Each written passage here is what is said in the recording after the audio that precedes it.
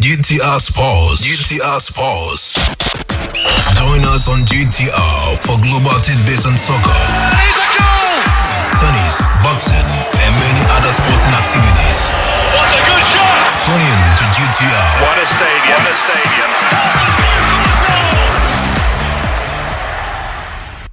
Yes, it's time for the Sport Tidbit on Ghana Talks Radio, and I welcome you to it. My name is Sandra Asante. So you know that the first leg, Nigeria and Ghana were not able to score each other, and tomorrow they'll be looking to have the second leg as well in Abuja. But today, Argentina's coach is urging fans to enjoy Messi while they can. So don't go anywhere. I'll be back with more stories for you. Join us on GTR for global tidbits on soccer, It's a goal! tennis, boxing, and many other sporting activities. What a good shot! Tune in to GTR. What a stadium! What a stadium! Welcome back from the break. So Argentine football fans should enjoy Lionel Messi while they can and stop worrying about whether the seven-time Ballon d'Or winner will retire from international soccer after this year's World Cup in Qatar. That is what coach Lionel Scaloni is saying to the fans today. So he said that we have to enjoy him now, not think about the future and what is going to happen. He told them ahead of Tuesday's qualifier away to Ecuador. He said sometimes because that's life, one gets old and think it's normal, and that's why we don't have to think about the speculation here or there. So guys, as the coach is saying, you should be enjoying Messi while he is still here with us. So the comments were interpreted in some quarters as a sign he might retire from international duty. So you know that Messi led a lap of honor after Argentina beat Venezuela 3-0 at the Bombonera Stadium in Buenos Aires, a match that could be his last international appearance on Argentine soil. So that's what is being told today. But still on Argentine related stories, Austria coach Graham Arnold said on Monday that he had blocked out media speculations about his future after 2-0 defeat by Japan last week ended their hopes of directly qualifying for the World Cup finals in Qatar. But two late goals from substitute, I'm talking of Mitima in Sydney on Thursday, secure one of the two automatic qualifying spot in Group B for Japan and assured Saudi Arabia of the other. But Australians' path to the final now lies through a playoff against the third place team in Group A, that is the United Arab Emirates, Iraq or Syria, followed by another against the fifth ranked nation in South America qualifying. So Arnold said that he was used to dealing with criticism. So he said, I block out the noise and focus on the players and trying to help them fulfill their dreams. It's about the players, not me. So that's what he said ahead of Tuesday's meeting with Saudi Arabia at the King Abdullah Sports Stadium. So Portugal is here, and the 50,000 tickets for Tuesday's decisive World Cup playoffs between Portugal and North Macedonia at Porto Dragao Stadium sold out in hours, with fans desperate to watch their team bid for a place at this year's global tournament. I think, when it comes to Portugal, we have some name connected to Portugal, and definitely fans will be looking forward to be there. So big queues form at the stadium's box offices and the major supermarket chain around the country, and many fans were left disappointed at being unable to get tickets for 10 to 15 euros. So they are now fetching up to 200 euros on the black market. So those are the fans that help us winning the UEFA Nations League. Portugal forward Bernardo Silva told the news conference on Sunday. He said, "It's incredible the atmosphere we encounter every time we play in front of our fans. It is overwhelming in a good way, an advantage for sure." So let's see what happened on that. So it really did happen at Kumasi too as well, because Ghanaian fans, the spectators, they really turned out big time. The stadium was quite packed, and we were surprised to see that. So this is what Portugal fans can also do. So the tickets sold out fast, even though fans had been deprived of a highly anticipate a clash between the last European champions when Italy suffered a shock home defeat by North Macedonia on that. So, for one coach in Liverpool, playing football is also so much than the match. So, comfort a team learned to play the beautiful game growing up in Nigeria, and it sparked something in her. So, after she sought refuge in the UK as a teenager, she made it her goal to unite refugee women in a safe space. So now, age 38, Comfort is a coach and mentor to 30 players in talks theft. Yes, a club called Comfort Angles Connect people of multiple nationalities who have fled conflict, political regimes, and persecution. So diversity in football is what makes it a beautiful game. Comfort is saying, who lives in Dangling,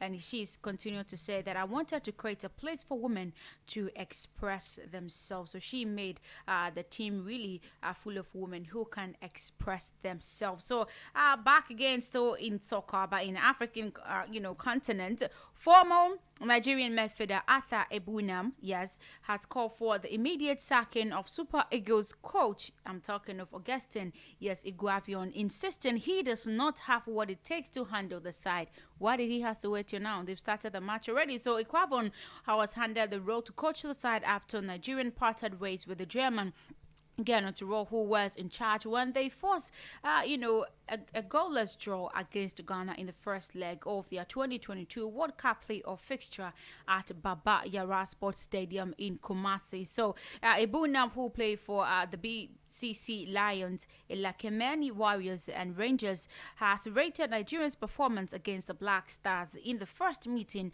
at 50% and went further to explain why Eguavoen is not the right man for the job. They were hoping that, they were going to score like 50 goals. I don't know what they were hoping for, but it didn't happen the same way for the Black Stars as well. So he said that I appraised the Super Eagles performance against Ghana below 50% unless the coaches change, because he lacks tactical knowledge of the game, and I don't see the team going to Qatar. So I don't know if this is a prophecy or a prediction. We hope to see if they'll be able to beat Ghana, or Ghana will be beating them tomorrow in Abuja. So still in Nigeria, Daniel Amokachi, the former Nigerian international, has called on FIFA to sanction Ghana following, a goalless stalemate in the first leg of their 2022 World Cup playoff on Friday. So, according to the game's commentator, about 70,000 supporters packed the 40,000 seat Baba Yara Sports Stadium in Kumasi to watch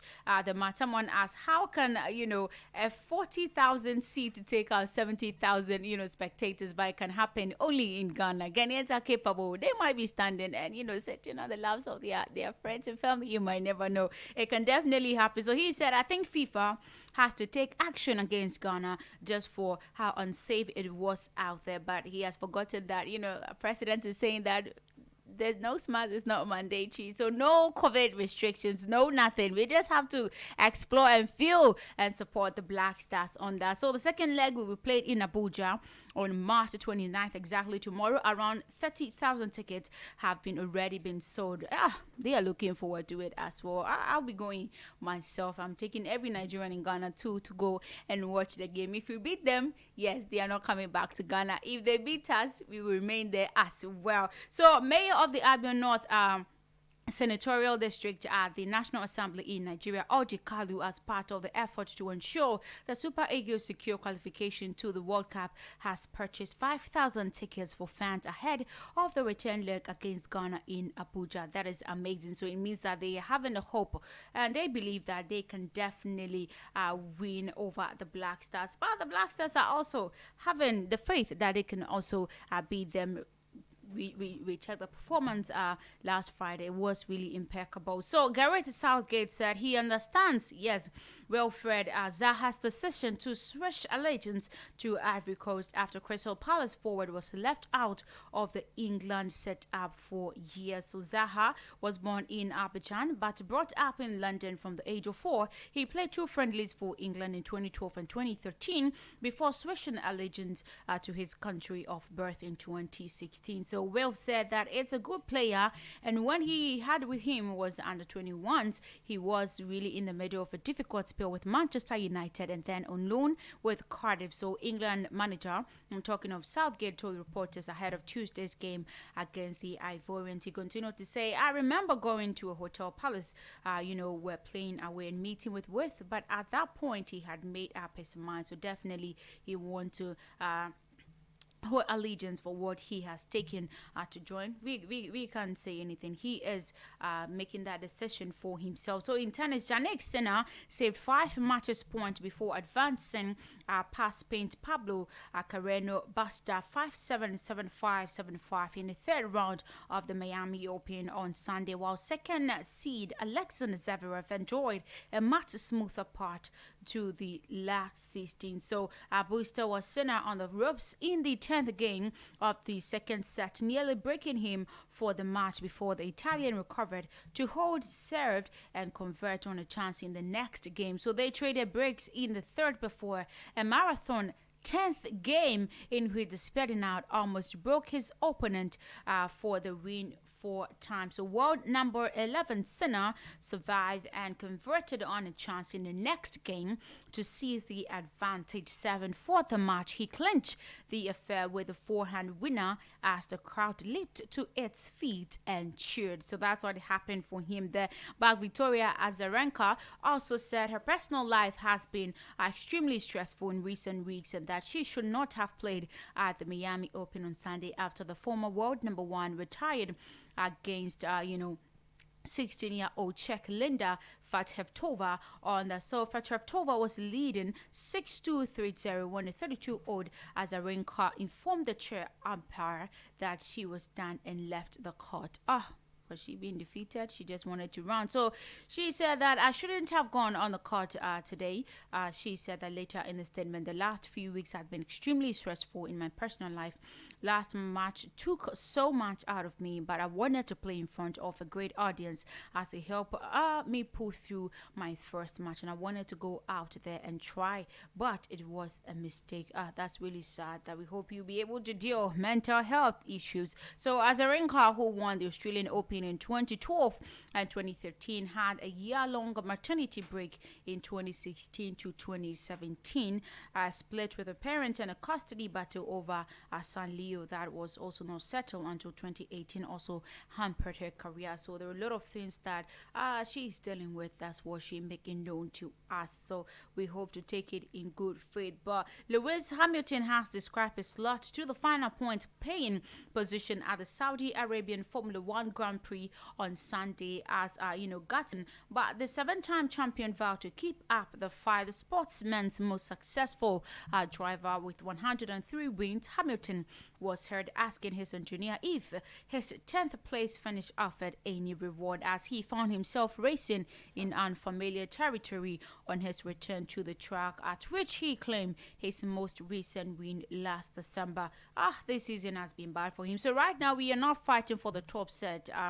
As you know, we are so far off the guards. I've heard that he told reporters after driving in his 180th race for Mercedes, a new record for a driver with one constructor. He said, we've got a lot of work to do and it's gotten. We keep working hard and keep fighting. So we might be seeing him fighting to the top as well. So once dominant Mercedes, who are still hoping to clinch a record extending 9th straight constructors title, have been wrongly footed by Formula One's radical rules overhaul. It's really hard for them and it's sad. But Max Verstappen is also here. Formula One champion Max Verstappen roared past Ferrari rival Charles Leclerc 4 laps from the finish to snatch the last gap's first win of the season at Sunday's Saudi Arabian Grand Prix. So the 24-year-old, who has started 4th, crossed the line just half a second ahead of the Munez kid under the footlights of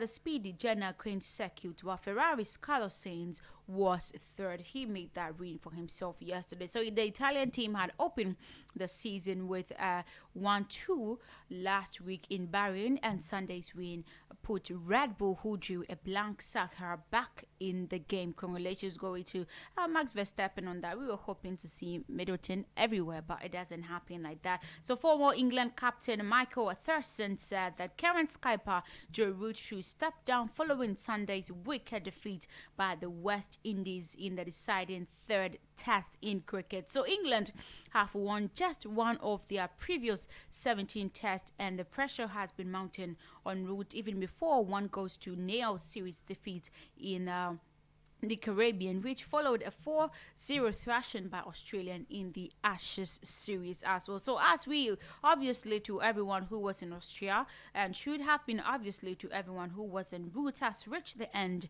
of the road as captain. Atherton wrote in the Times, it's really he has ended the road, and we can take him to continue as well. But NBA, Mamelo Ball scored 33 points and handed out 9 assists, leading the Charlotte Hornets to a 1-9-1-0 victory over the Brooklyn Nets on Sunday night to spoil Kyrie Irving's first home game of the season. So Ball scored 18 points and 5. He hits 5 of his 7 3-pointers during the third quarter when he Hornets 39-36 outscore the Nets 37-29 after trailing by 14 almost midway through the second quarter. But Ball made also 10 of 21 shots from the field and hit 7 of Charlotte's 173 pointers as well. So Irving finished 16 points and 11 assists after not being permitted to play in any Brooklyn home games because of the New York City's rules of unvaccinated athletes. The rule were lifted on Thursday as well. So Kevin Durant also led the Nets with 27 points, and Andre Drummond collected 20 points and 17 rebounds as well. So that's how it happened. They were able to win that for themselves. But I'm reminding you that, Ghana will be meeting with Nigeria, the Super Eagles, tomorrow for the second leg of the Qatar playoffs, and you don't have to miss it because this is the day we've been waiting for. We have to see what will be at the end of the tunnel for us, whether we are crying or we will be jubilating. We hope to see that tomorrow. And I'm reminding you again to join the Ghana Talks Radio Predict and Win game and win for yourself a guaranteed 200 Ghana cedis. Yes, so you have to download the app via iOS or Apple Play Store. You have it on the app. Come and check yourself. You don't need money to bet this one, to predict. Actually, I should put it that way. You just have to predict the outcome you'll be hoping to have at the end of the matches and win yourself guaranteed 200 Ghana cedis. So visit the website www.ghanatalksradio.com and enter with yourself to win a guaranteed 200 Ghana cedis. Thank you so much for joining me on the Sport Tidbits on Ghana Talks Radio. My name is Sandra Asante. Training Hits Countdown is up next. Don't go anywhere.